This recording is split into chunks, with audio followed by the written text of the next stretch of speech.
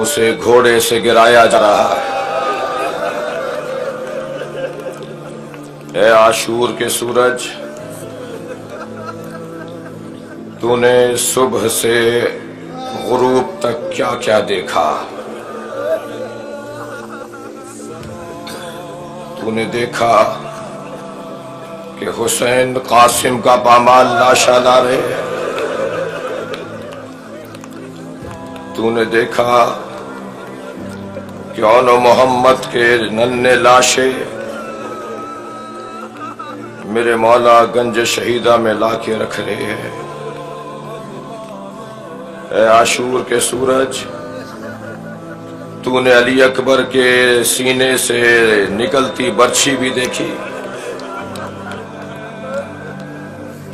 اے عاشور کے سورج، ہمیں اتنا بھی بتا، علی اصغر کے گلے پہ تیر کیسے لگا؟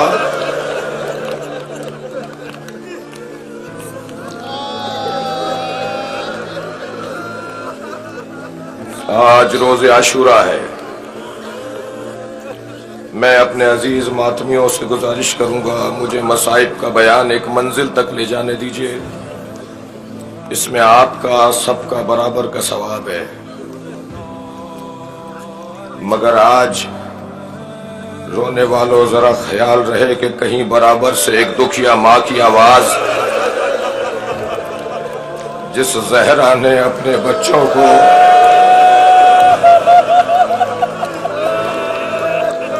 کبھی سامرہ میں جا کے رویا، کبھی فاطمہ زہرا خراسان جا کے روتی ہے، کبھی سیدہ کاظمین میں روتی ہیں۔ دنیا کا کون سا شہر ہے جہاں امامزادوں کے مزار نہیں ہیں؟ یا ابو طالب کی کمائی کہاں کہاں لوٹی گئی؟ میں کہوں گا بی بی کربلا آ جائیے، آپ کے حسین کو گھوڑے سے گرایا جا رہا ہے۔ اے عاشورہ کے سورج، تو نے کربلا میں یہ بھی تو دیکھا ہوگا کہ حسین نے ننھی سی قبر کھود کر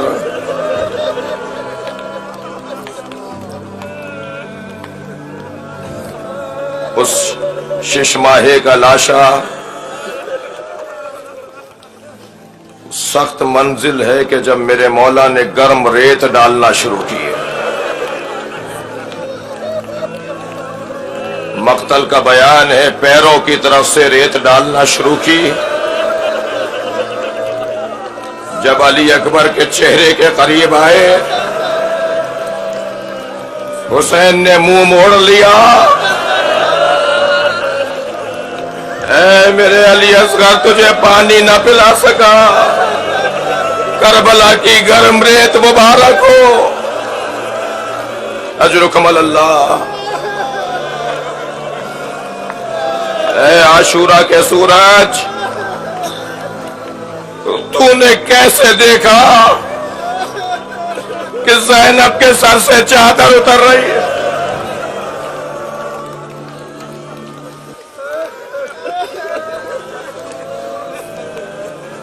میرے مولا نے لاشیں صبح سے عصر تک بہت اٹھائے، مگر رونے والوں 3 لاشوں پر حسین خود بہت روئے۔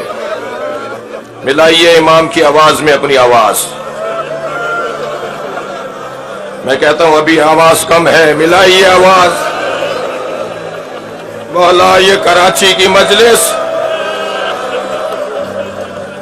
ایک وہ لاشا جو حسین نے کربلا میں اٹھایا مگر کئی مرتبہ زمین پر رکھا، وہ علی اکبر کا لاشا، اجرکم اللہ، آوازوں کو آزاد کریں گے، وہ علی اکبر کا لاشا بار بار زمین پر رکھتے ہیں پھر لاشا اٹھاتے ہیں۔ ایک اور لاشا ہے جسے حسین نہر کے کنارے چھوڑ کر آئے ہیں۔ میرے مولا نے جب عباس کا لاشا چھوڑ دیا تو ظالموں میں فوج اشقیاء میں خبر گشت کرنے لگی کہ عباس زندہ ہے. سنیں گے سینکڑوں تلوار بردار،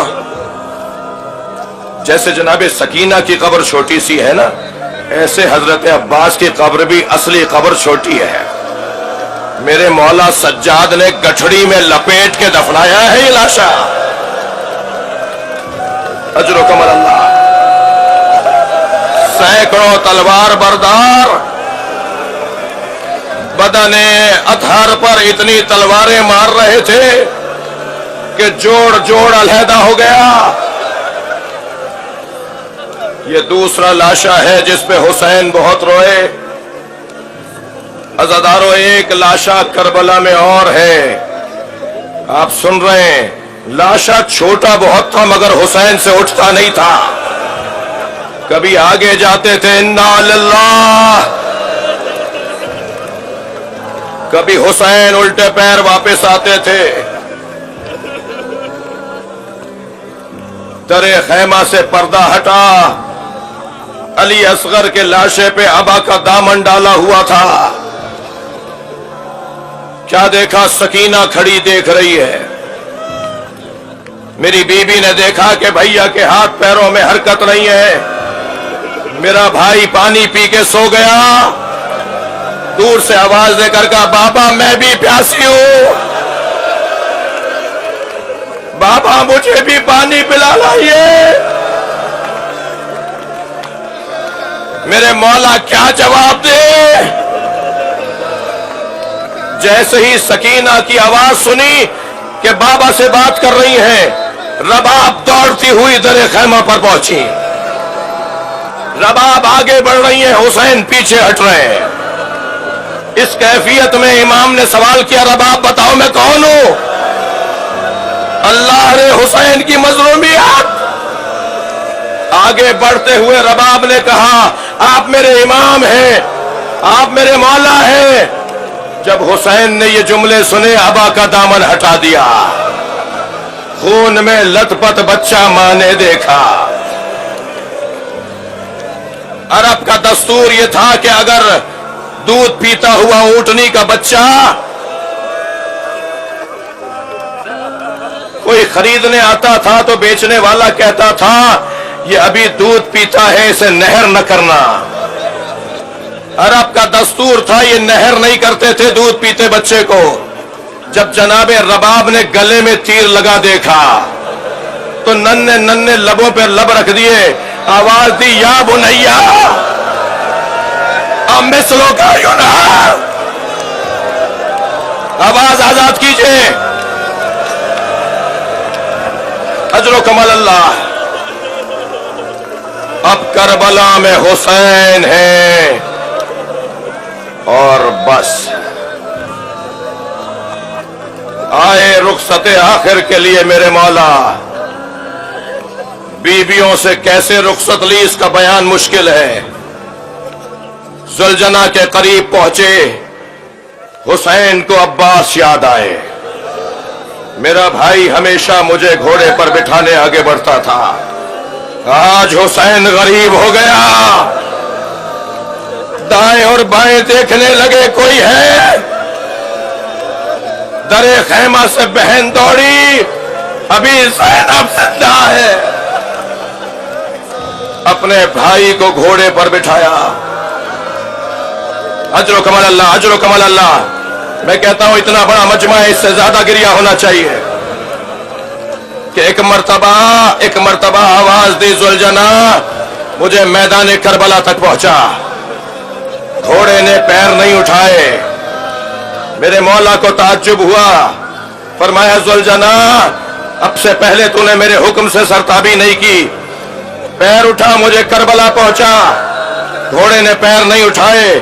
ایک مرتبہ گردن جھکا کے اشارہ کیا.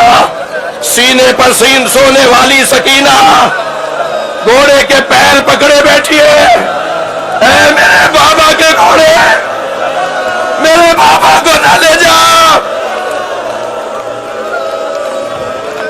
میرے مولا घोड़े से उतरे, सकीना को गोद में उठाया। बीबी तुमने तो हमें रुखसत दे दी थी।